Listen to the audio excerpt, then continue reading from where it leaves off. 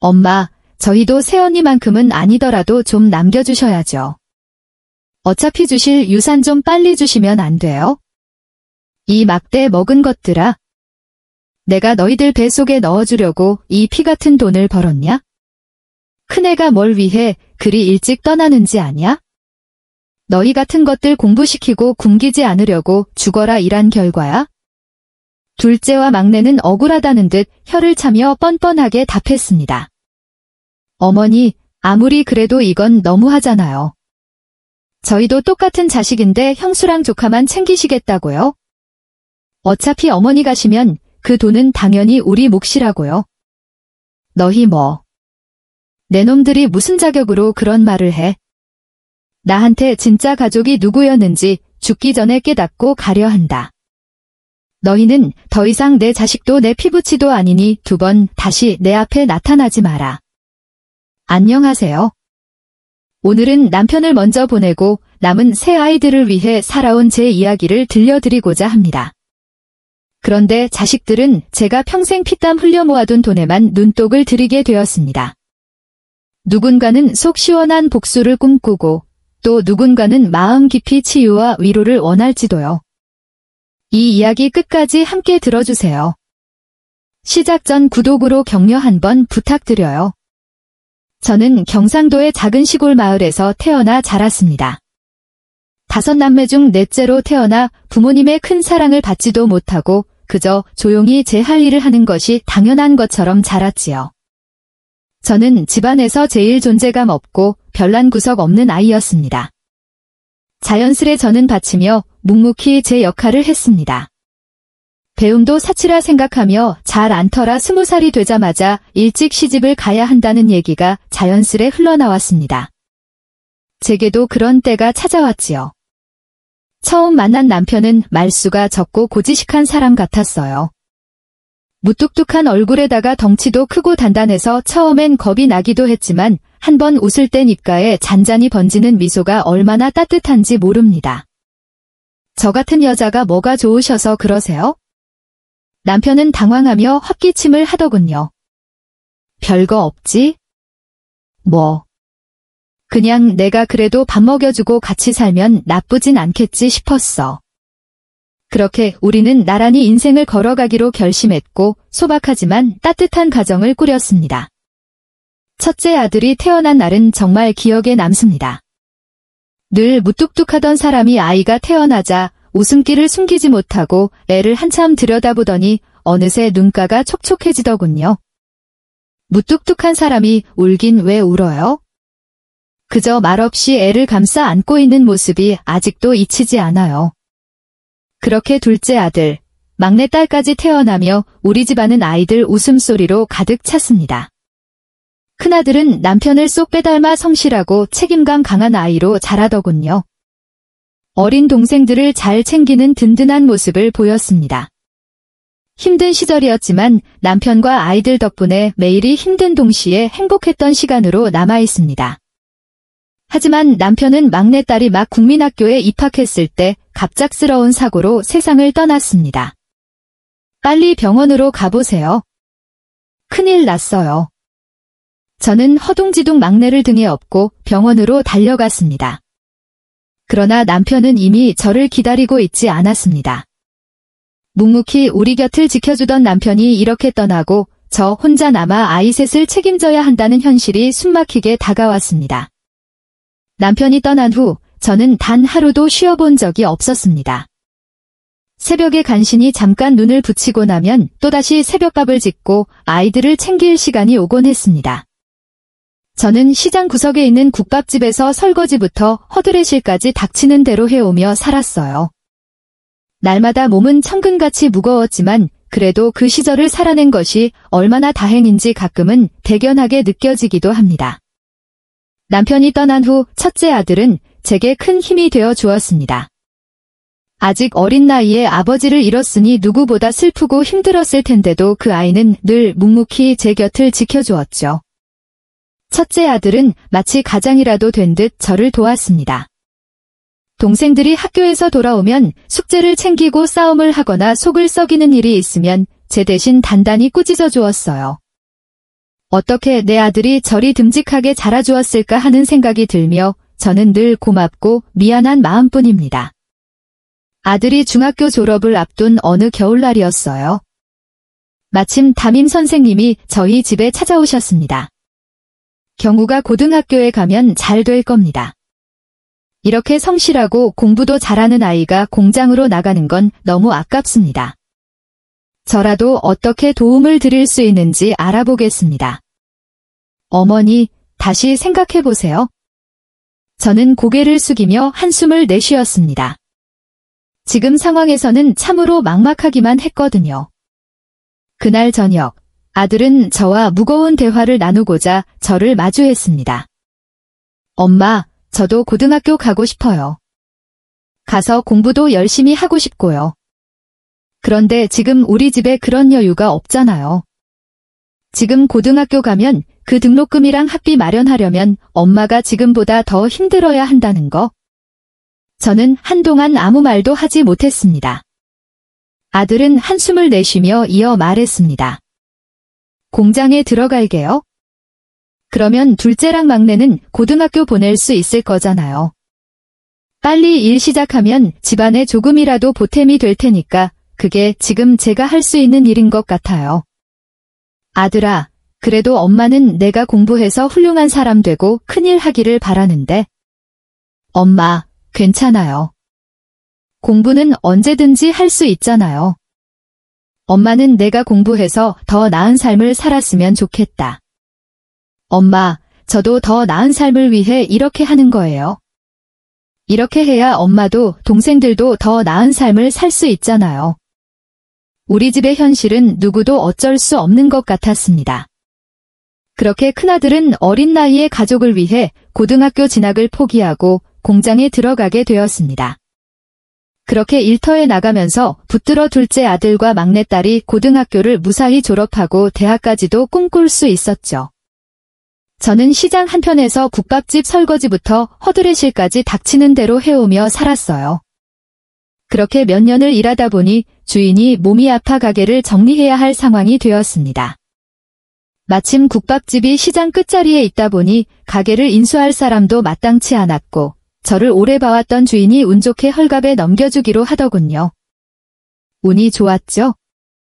그때는 가진 게 없으니 작은 돈이라도 큰 돈처럼 여겨졌는데 그래도 주인이 잘 챙겨줘서 간신히 가게를 인수할 수 있었습니다. 시장 사람들이 저를 알기 때문인지 아는 얼굴들도 들러주고 이내 지나가던 사람들까지 발걸음을 멈추며 국밥을 찾기 시작했습니다. 그날 지친 채로 국밥집을 열려던 순간 문 앞에서 낯선 여자가 서 있는 모습이 눈에 들어왔습니다. 두 손으로 큰 가방을 움켜쥐고 있는 그 모습이 마음에 걸렸죠. 낯선 외국어 억양이 섞인 한국말이었지만 간절함이 느껴졌습니다. 자세히 보니 못 먹고 사는 사람처럼 삐쩍 말라 있었어요. 안녕하세요. 혹시 여기서 일할 수 있을까요? 순자는 한국말이 서툴러 한참을 주저하더니 애써 말했습니다. 예, 제가 일은 진짜 잘할 수 있어요. 아, 한국말이 서툴러서 죄송합니다. 그래도 손발은 빠르고 애들 키우면서 집에서 일 많이 했습니다. 문득 터진 입술에 남은 상처와 눈에 시퍼렇게 든 멍을 보니 여태 어떤 고생을 했을지 가늠이 되는 것 같았어요. 아이고, 이 추운 겨울에 이런 데까지 온 걸 보니 그만큼 절박하긴 한 모양이구만. 제 말에 그 여자가 잔뜩 굳어진 얼굴로 웃음을 지어 보였어요. 그 웃음이 너무 애처로워서 아무 말 없이 고개를 끄덕였어요. 그래요. 오늘부터 바로 시작해봐요. 예, 감사합니다. 진짜 감사합니다. 무슨 일이든 다 하겠습니다. 그렇게 순자는 국밥집에서 일하게 됐어요. 며칠 후 저녁 마감을 앞두고 문이 벌컥 열리더니 낯선 남자가 휘청거리며 들어왔습니다. 얼굴은 벌겋게 달아올라 술 냄새가 진동했고 들어서자마자 한바탕 난동이라도 부릴 기세였죠. 가게 한편에서 설거지를 하고 있던 순자가 그 남자를 보자마자 손에 들고 있던 그릇을 떨어뜨렸고 남자와 눈이 마주친 순자는 그 자리에서 얼굴이 새파래졌습니다. 여기 있었구만. 니년이 내 말도 안 듣고 기어이 도망가. 남자는 휘청거리며 순자를 향해 소리쳤고 눈에 보이는 대로 식탁을 발로 차고 의자를 넘어뜨렸어요. 아니, 여기가 어디라고 와서 난리입니까? 술이 웬만큼 취했으면 그냥 돌아가세요. 남의 가게에서 이게 뭐 하는 짓이에요? 아줌마가 뭔데 참견이야? 저 여자가 내 마누라야? 내가 데리고 나가겠다는데 뭐가 문제야? 남의 가정일에 신경 꺼. 그러나 남자는 막무가내였어요. 손을 허공에 마구 휘저으며 욕설을 내뱉더니 순자를 끌고 나가려는 듯 팔을 붙잡았습니다. 난동을 부리시면 경찰을 부를 수밖에 없어요. 아줌마가 경찰을 부르든 말든 저 여자가 집에 돌아올 때까지는 절대 안 가. 아무리 당신 남편이라지만 여기서 이런 꼴 보일 거면 당장 나가. 제가 단호하게 외치자 가게 밖에서 웅성웅성 소리가 들려왔습니다. 무슨 일이야? 저 집에 무슨 사고라도 난 거야? 동네 사람들이 하나둘씩 몰려들어 소란스러워졌고 몇몇은 문 앞에서 눈치를 살피며 가게 안을 들여다보았습니다. 술 취한 순자의 남편이 이 모든 시선을 의식한 듯 갑자기 주춤거리더니 뒤로 물러나기 시작했습니다. 그래, 두고 보자고. 너 끝까지 안 돌아오면 어쩌나 봐. 문이 쾅 닫히자 순자는 주저앉아 울음을 터뜨렸고 저는 순자의 어깨를 잡으며 달래주었습니다. 정말 죄송해요. 저 때문에. 그냥 열심히 해서 나처럼 평생 고생은 하지 말아라. 알겠니? 순자는 눈물을 삼키며 고개를 끄덕였고 사람들도 따스한 미소로 순자를 위로해 주었습니다. 저도 괜스레 마음이 뭉클해지더군요. 그리고 얼마 지나지 않아 손님들이 꾸준히 늘면서 가게가 조금씩 번창하기 시작했죠. 그래서 가게 옆에 있던 작은 점포를 하나 더 얻어 좌석을 늘리고 확장했습니다. 그렇게 조금씩 규모가 커지니 이제는 저 혼자서 많이 일할 수 없게 됐어요. 종업원도 한 명 더 뒀죠. 그 무렵부터 제 생활이 조금씩 나아졌습니다. 그렇게 이래저래 번 돈으로 조금씩 모아온 저축이 어느새 꽤 큰 금액이 된 걸 깨달았죠. 남편을 먼저 보내고 혼자 묵묵히 일하며 살아온 세월이 이렇게 하나로 조금씩 보상받는 것 같았죠. 다 행복할 줄로만 알았지만 첫째 아들과 달리 둘째 아들과 막내딸은 항상 골치 덩어리였습니다. 특히 둘째 아들은 학교를 빼먹고 친구들과 어울려 다니며 밤늦게까지 돌아다니기 일쑤였죠. 첫째가 가끔 용돈을 쥐어줄 때마다 고맙다는 말 한마디 없이 휙 가져가곤 했어요. 현과는 반대로 둘째는 점점 더 방황을 거듭했습니다. 그러다 둘째 아들이 고등학교를 졸업할 즈음 노름판에 발을 들여놓기 시작했습니다. 결국 정호가 빚을 갚지 못해 어딘가에 쫓기던 어느 날 저를 찾아와 울면서 무릎까지 꿇더군요. 엄마, 이번엔 정말 끝이야. 빚쟁이들이 직장까지 자꾸 찾아와서 지금 잘리게 생겼어. 조금만 빌려달라는 부탁이 몇 번이고 반복되며 돈이 마를 때까지 정호는 저를 찾았습니다. 이번이 정말 마지막이라는 그의 말을 몇 번이나 들었는지 셀 수도 없을 지경이었죠. 막내딸도 큰아들처럼 제 곁에서 의지가 되어줄 거라는 기대를 했지만 그 기대는 금방 실망으로 돌아오고 말았습니다. 철없는 막내딸 희영이가 결혼을 했을 때 딸이 책임을 느끼고 성숙해질 것이라 생각했습니다. 하지만 결혼 후에도 무책임한 행동을 이어갔죠. 결혼 생활을 잘 꾸려나갈 줄 알았던 희영은 얼마 지나지 않아 남편 몰래 사치스러운 생활을 시작했죠. 한 번은 친구들과 다단계에 빠져 적지 않은 돈을 날리기도 했습니다. 엄마, 나 이번에도 들키면 진짜 남편한테 버림받을지도 몰라. 이번 한 번만 도와줘. 딸이 엄마 때문에 이혼 딱지 생길 수도 있다고. 엄마는 정말 그걸 바라는 거야? 결국 저는 희영이에게도 또 한 번의 도움을 주었지만 한 번 손을 내밀기 시작하자 그 요청은 멈출 줄 몰랐습니다. 그렇게 자식들을 위해 모든 걸 쏟아부은 것이 오히려 저에게 기대서 살려는 자식들의 모습에 마음이 무너져 내렸습니다. 한편 첫째 아들은 야간 대학을 다니며 거기서 착하고 성실한 여자를 만나 결혼하게 되었는데 그 며느리가 정말이지 마음씨가 고왔습니다. 처음 인사를 왔을 때부터 집안 어른들에게 깍듯이 인사하고 그 한마디 한마디에 예의가 묻어나던 사람이었어요. 어찌나 배려심이 깊던지 결혼 후에도 늘 저를 친엄마처럼 챙겼습니다. 며느리가 첫 손주까지 낳아 우리 가족이 더 커졌을 땐 제 가슴이 어찌나 벅차오르던지요. 첫 손주는 예쁜 딸이었습니다. 손바닥만 한 얼굴에 오밀조밀한 이목구비가 어찌나 사랑스럽던지요. 작은 손가락이 제 손을 꼭 잡았을 땐 세상에 이보다 더 귀한 게 있을까 싶었고 그 작은 손에서 느껴지던 따뜻함이 제 가슴에 벅차게 자리 잡았습니다. 그날은 평소와 다름없이 손녀딸과 시간을 보내고 있던 오후였습니다. 그때였습니다. 아주 갑작스럽게 전화벨이 울렸습니다. 대수롭지 않게 받았는데 들려온 소식은 꿈에도 생각하지 못한 것이었어요. 어머님, 남편이 지금 큰일 났어요. 사고를 당해 병원으로 오셔야 해요. 순간 온몸이 얼어붙은 채 수화기를 놓치고 말았습니다. 급히 병원으로 달려가니 며느리는 이미 얼굴이 하얗게 질린 채 울음을 삼키고 있었습니다. 영문도 모르는 손녀는 엄마에게 달려가며 웃고 있었고 그 천진난만한 얼굴을 보니 심장이 조여들었습니다. 한없이 따뜻하고 든든하던 아들이 이제는 차가운 병실 한편에 누워 있었습니다. 정우야, 엄마가 미안하다. 어린 너를 평생 힘들게 일만 시키고 아프지 말라고 시험 잘하라고 말 한 번 제대로 해주지 못해서 미안하다. 우리 정우야. 손녀가 이렇게 예쁘게 자라면서 누구보다 아빠가 해주고 싶었던 일들, 딸에게 보여주고 싶었던 아름다운 것들이 많았을 텐데 정우는 그 모든 걸 놓아둔 채 떠나고 말았습니다. 큰아들의 장례식장은 온 가족이 애도하는 자리였지만 둘째와 막내딸의 행동은 가슴 아픈 분위기를 한층 더 무겁게 만들었습니다. 어머니, 이렇게 말씀드리긴 죄송한데 빚이 좀 급해서 그래요. 형님 재산이 형수님한테 전부 가면 우리 몫은 어디 남은 게 없는 거죠?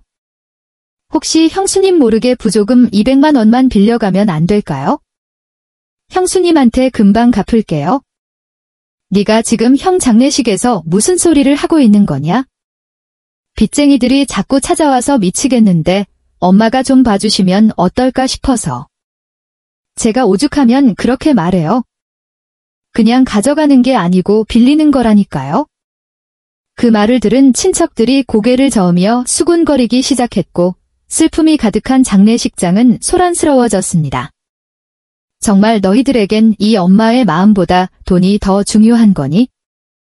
제가 마지막으로 한 말을 들은 둘째와 막내딸은 더 이상 눈치를 보며 말을 하지 않았지만 여전히 남은 재산에 대한 욕심을 버리지 못한 듯 툴툴거리는 모습이 참으로 얄미웠습니다.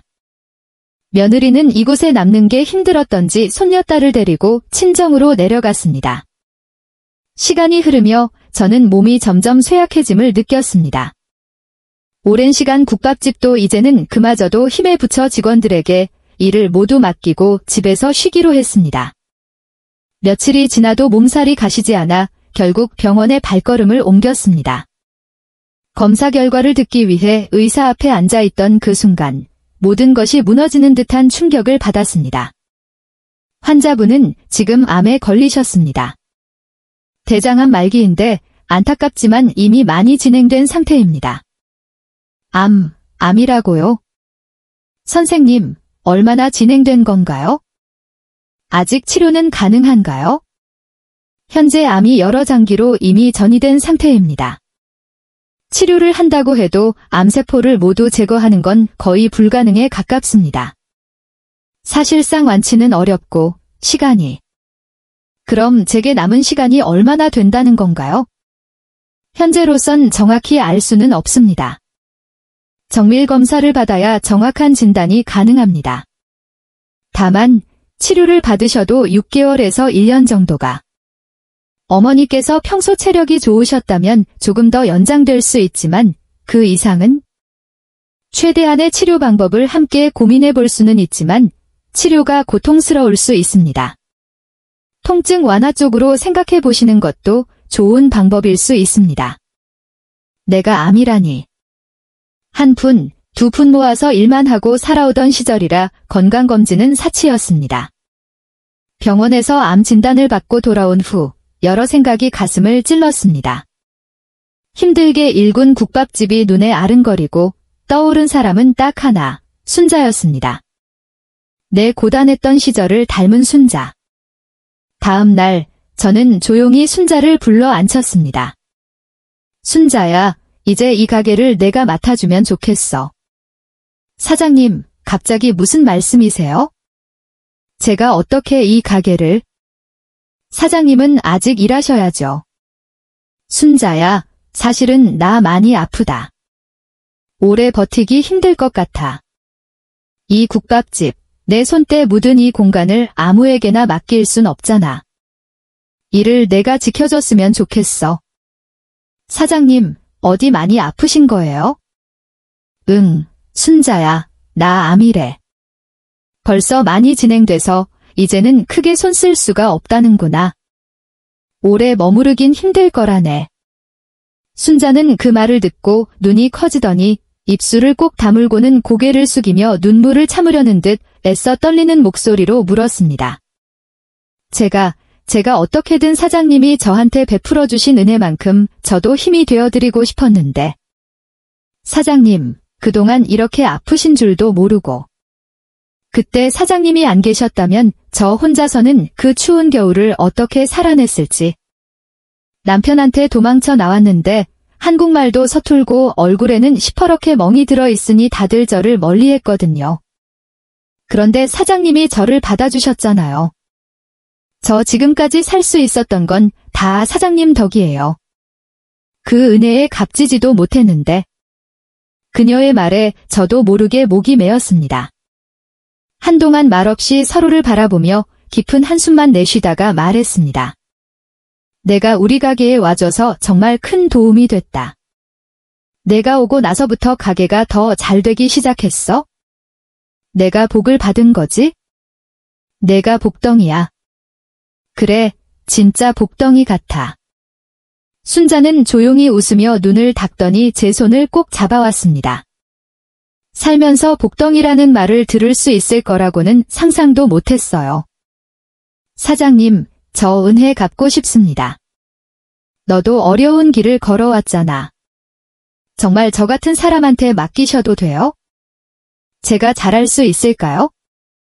내가 잘해낼 거라고 믿어. 이 자리에서 열심히 지켜나갈 거라 믿어. 순자는 흐르며 고개를 숙였고 제가 그녀의 손을 더욱 꼭 잡아주자 다시 한번 조용히 고개를 끄덕였습니다. 그렇게 가게는 이제 순자의 것이 되었습니다. 제 몸이 더 허락하지 않아 오래 지키지 못한 국밥집이지만 이제 순자의 손에서 오래도록 이어질 것이라는 생각에 마음이 한결 편안해졌습니다. 이번 준비를 위해 짐을 챙기려던 날, 몇십 년을 머물던 집인데 마치 작별을 고하는 것만 같아서 손끝이 떨렸습니다. 병원에 도착하자마자 바로 입원 절차가 시작되었습니다. 그러던 중 병실 문이 열리더니 며느리와 손녀가 들어왔습니다. 며느리는 붉어진 눈으로 저를 보더니 어깨를 붙잡고 조용히 눈물을 흘렸습니다. 어머님, 제가 더 자주 찾아뵙고 옆에서 잘 모셔야 했는데 정말 죄송해요. 아니야, 뭘 그런 말을 하니. 내가 옆에 있어주고 손녀까지 예쁘게 잘 키워줘서 나는 그저 고마운 마음뿐이야. 정우 떠난 뒤에도 나를 이렇게 생각해주니 나야말로 고맙지. 어머님, 앞으로는 진짜로 자주 찾아뵐게요. 며느리가 저를 붙잡고 훌쩍일 때 한없이 든든했던 첫째 아들이 떠올랐습니다. 마음을 다잡고 조용히 속삭였습니다. 그래, 자주 오렴. 나야 내 얼굴 보고 우리 손녀가 환하게 웃는 모습 보면 제일 힘이 나니까. 손녀의 손을 잡으며 한마디 덧붙였습니다. 할미가 꼭 건강하게 있을 테니까 너도 엄마 말 잘 듣고 아프지 말고 잘 지내라. 며칠 뒤 둘째와 막내딸이 병실에 찾아왔습니다. 그들의 얼굴을 보는 순간 기분이 묘했습니다. 한때는 내가 애지중지 키웠던 자식들이었는데 지금 내 앞에 선 모습은 너무도 낯설고 서글펐습니다. 엄마, 저희 왔어요. 오늘 무슨 얘기하려고 부르신 거예요? 둘째가 먼저 입을 열었습니다. 나 이젠 더 오래 버티지 못할 것 같다. 그래서 너희한테 미리 말해두고 싶어서 불렀다. 둘째는 갑자기 얼굴을 일그러뜨리며 한숨을 푹 내쉬더니 건조하게 대꾸했습니다. 아, 어머니, 그거 말씀하시려고 부르신 거예요? 전화로 하신 말씀 아니에요? 뭐라고? 내가 진짜 그러고도 내 아들이냐? 의사가 길어봐야 3개월 남았다고. 우리도 속상한 마음이 크지만 그게 현실이잖아요. 전화로 듣나 와서 듣나 똑같죠 뭐. 저는 둘째를 한심한 눈으로 쳐다봤습니다. 어머니, 생각해보세요. 이제 어머니가 병원에 계시면서 큰돈 나갈 일도 많을 것 같은데 남은 돈을 빨리 나눠주시는 게 어머니 부담도 덜고 우리도 앞으로 계획을 세우기가 편하지 않겠습니까? 그러자 막내딸이 곧바로 끼어들어 고개를 끄덕였습니다. 맞아요, 엄마. 어차피 이제 돈 쓸 일도 없는데 저희도 당장 필요한데 쓸 수 있게 좀 주시면 좋겠어요. 요즘 세상에 돈이 얼마나 귀한지 아시잖아요. 그리고 그 구질구질한 시장도 몇 년 후에 재개발된다던데 거기 국밥집도 보상금 타는 거 맞죠? 그럼 거기는 보상받을 때까지 팔지 말고 제가 잘 가지고 있을게요. 저는 속으로 한숨을 내쉬며 그들을 향해 힘겹게 고개를 들었습니다. 너희가 진심으로 내 걱정을 했더라면 내 병세를 묻는 게 먼저 아니냐? 단 한 번이라도 내 생각했다면 이런 말이 나오지는 않겠지? 엄마, 그런 뜻은 아니에요. 저도 이제 사업을 다시 시작하려는데 자금이 좀 필요한 상황이에요. 제가 잘 되면 어머니한테 효도하고 더 잘해드릴게요. 이게 다 어머니한테 효도하기 위한 거 아닙니까? 효도. 내 큰형이 채 트기 전까지 어떻게 희생했는지 알면서도 너는 그저 손 벌리기 바빴어. 넌 도대체 뭐 배웠니? 나는 죽을 날을 앞두고 있는데 너희는 내가 재산을 어떻게 나누냐만 걱정이냐? 큰형한테 공부시켜달라고 한 적 없어요? 그건 형이 선택한 일인데 그걸 지금 와서 따지시면 어떡해요? 야, 이 막대 먹은 것들아. 내가 너희들 위해서 죽어라 일하고 아프면서도 참고 모은 돈이 내 뱃속으로 들어가라고 있는 돈이냐? 어디 부모를 앞에 두고 그런 소리를 해. 내 형이 뭐 때문에 그렇게 일찍 죽었는지 너희들 아냐? 너 같은 놈들 공부시킨다고, 너 같은 놈들 밥 굶기지 않으려고 그랬단 말이다. 당장 나가라.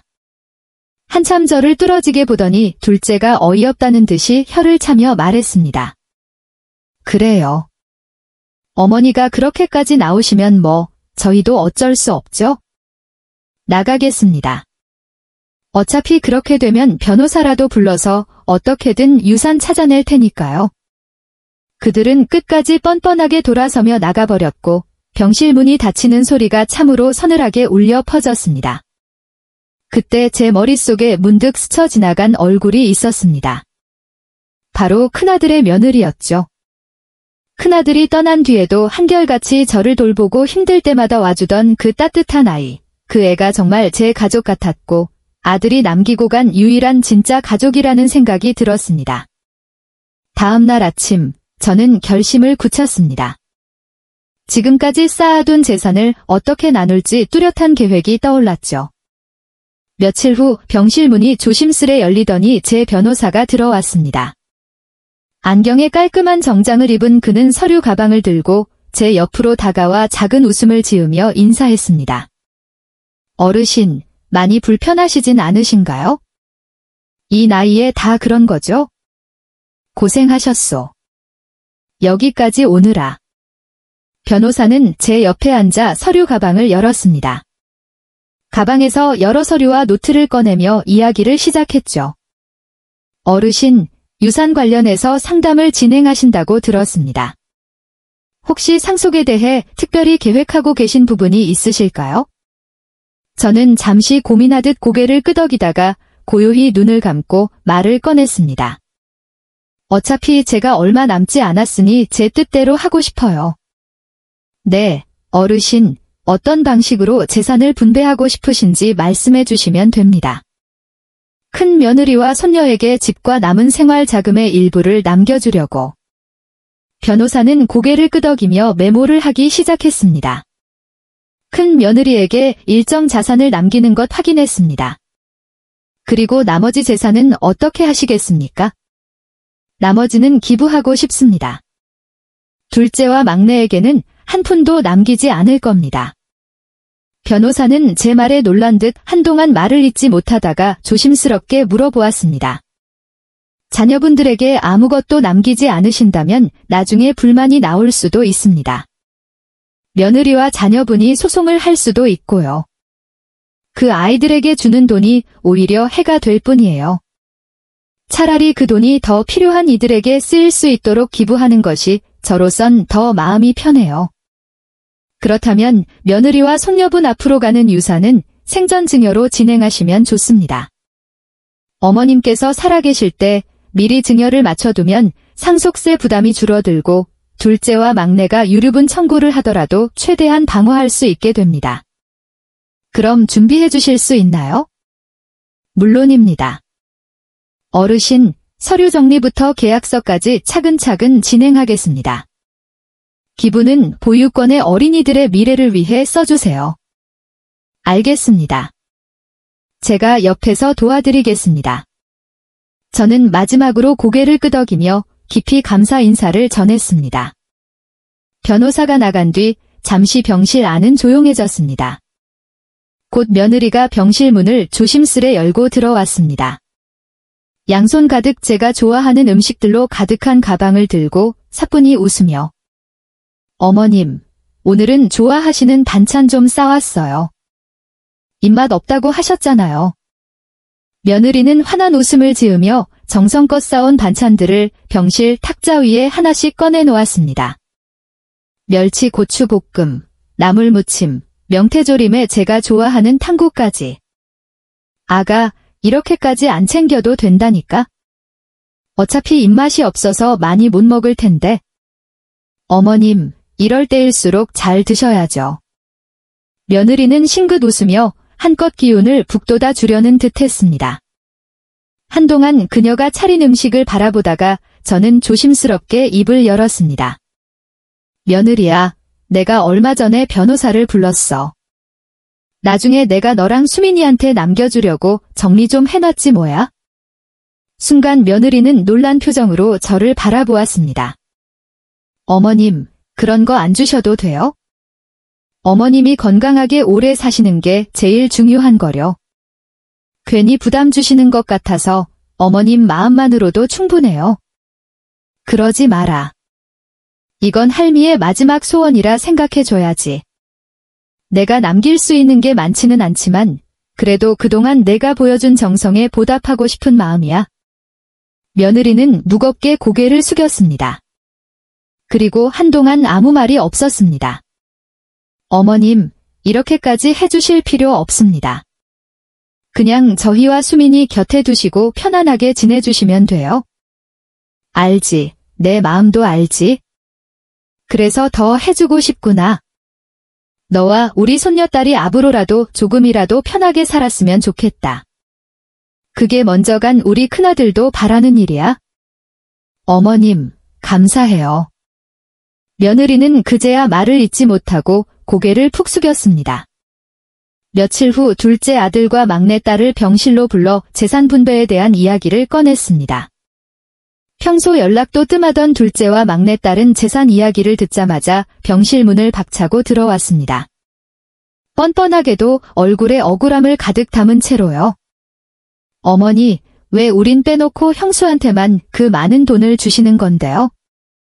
저희도 똑같은 엄마 자식인데 그렇게 차별하시면 되겠어요? 그리고 형수는 사실상 남이잖아요. 형수랑 손녀는 재산 다 받아가고 우린 남는 게 없는 게 지금 말이 됩니까? 그는 도박으로 집안을 말아먹고 나서도 여전히 돈 욕심을 버리지 못하는 모습이었습니다. 차별이라니 내가 내게 해온 짓을 차곡차곡 생각해봐라. 내가 나한테 무슨 짓을 했는지 알기나 하고 떠드는 거냐?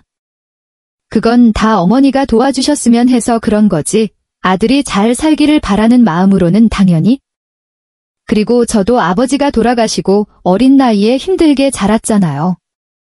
그 한심한 변명에 기가 막혀 잠시 할 말을 잃었습니다. 너는 줄곧 돈 탈 생각만 하고 형에게까지 손 벌렸던 거 내가 다 알아. 내가 너한테 기대했던 만큼 너도 내 나름대로 기대에 부응했어야지. 그런데 너는 나에게 고통만 주고 그간 남아있던 거란 돈 탈 생각뿐이었잖아. 엄마, 그래도 너무하세요. 저는 오빠랑 다르게 나중에라도 다 돌려드릴 생각이었어요. 저 혼자 어떻게 살아가라고 그러세요? 내 재산은 나를 돌보고 나를 위해주는 이에게만 남길 거다. 너희들은 내 자식이라 해도 남남인 거다. 내가 한 행동을 보면 차라리 형수에게 전부 남겨주는 게 당연하지 않겠느냐? 둘째와 막내는 제가 단호한 어조로 그들에게 경고하던 말에 불쾌하다는 듯 얼굴을 찌푸렸습니다. 어머니, 그래도 저희가 자식인데 남길 게 있으면 형수만큼은 아니더라도 조금은? 이제 그만하거라. 더 이상 너희에게 내줄 돈도 마음도 없다. 마지막 순간까지 나를 이용하려 드는 모습이 참으로 얄미웠구나. 이제 나도 내 삶을 마무리할 때가 됐으니 형수와 손녀만이 내게 남은 진짜 가족이다. 둘째가 제 옆에 가까이 다가오더니 애써 억울한 표정을 지으며 말했습니다. 어머니, 저희가 잘못했어요. 저희도 어머니 자식들인데 너무 매정하게 굴지 마세요. 이제 와서 우는 소리를 하는 아들을 보니 속에서 무언가 확 식어버리는 듯 했습니다. 그 눈물 한 방울이 다 자기 욕심에서 비롯된 것이라는 걸 알고 있었으니까요. 너희가 이렇게 징징대면 내가 마음이 약해질 거라고 생각했니? 눈물로 호소하면 그만인 줄 알았구나. 하지만 그러기엔 너무 늦었다. 둘째는 이제 마치 제가 모진 사람인 양손으로 얼굴을 가리고 흐느껴 울기 시작했습니다. 어머니, 제발 그러지 마세요.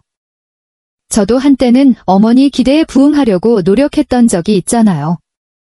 그 눈물조차 전부 너희 욕심에서 나온 거라는 게 나에겐 너무나 뻔하구나.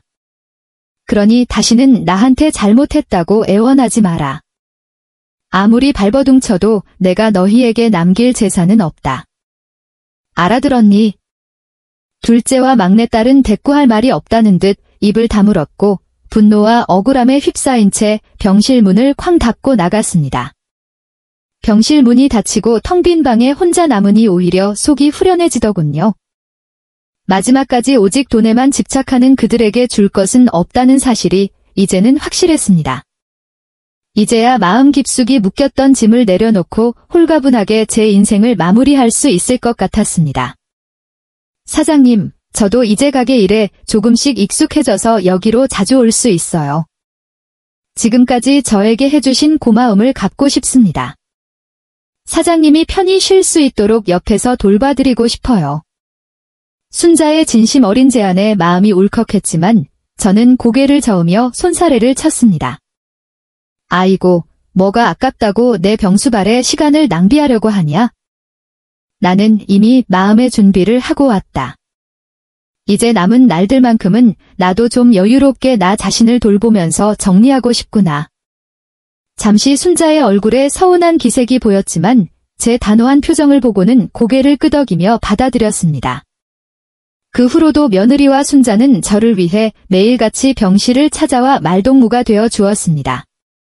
며느리는 예쁜 꽃 한 다발이나 손녀가 직접 그린 그림을 들고 와 병실을 밝게 해주곤 했습니다. 참 고맙구나. 살다 보니 이렇게 끝까지 나를 생각해주는 사람들이 너희 둘일 줄은 꿈에도 몰랐다. 둘째와 막내는 나와 원수처럼 등을 돌렸지만 이젠 너희들이 내 곁에 있어주니 더 바랄 것도 없다. 저도 어머님께 많이 배웠어요.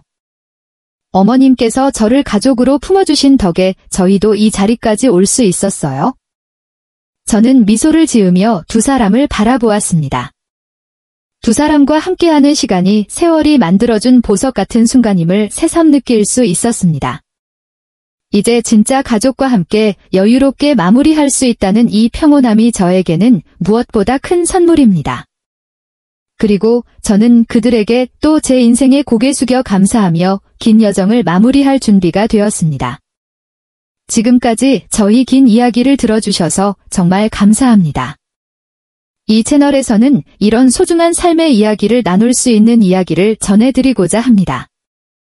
구독 버튼을 눌러두셔서 앞으로도 마음에 울림이 되는 이야기를 함께 나눠보면 좋겠습니다.